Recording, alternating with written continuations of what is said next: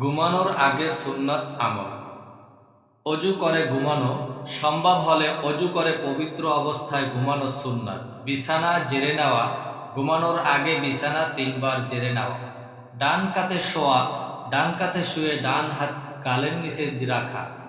এই দোয়া পড়া, আল্লাহুম্মা বিসমিকা আমুতু ওয়া আহইয়া। আয়াতুল কুরসি পড়া, ঘুমানোর আগে একবার আয়াতুল কুরসি পড়লে সারা রাত আল্লাহর হেফাজতে থাকা যায়।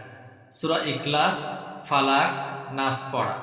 এই 3টি সূরা 3 বার করে পরে শরীরে ফু দেওয়া।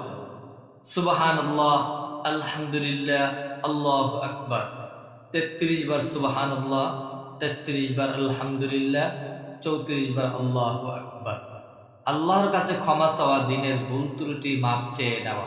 এগুলো নিয়মিত করলে ঘুম হবে শান্তিপূর্ণ ও বরকতময় ইনশাআল্লাহ। হাদিসে প্রমাণ, সহিহ মুসলিমের হাদিস। রাসূল সাল্লাল্লাহু আলাইহি ওয়াসাল্লাম বলেছেন, যখন কোনো মুসলিম বা মুমিন বান্দা অজু করে এবং মুখ ধোয়, তখন তার চোখের মাধ্যমে করা গুনাহ বের হয়ে যায়। যখন হাত ধোয় তখন হাতের গুনাহ বের হয়ে যায়, এমনকি সে পা ধোয়ার মাধ্যমে সব গুনাহ থেকে পবিত্র হয়ে যায়। সহিহ মুসলিম। এই হাদিস থেকে বোঝা যায় অজুর মাধ্যমে গুনাহ মাফ হয়। আরেকটি হাদিস সহিহ মুসলিম।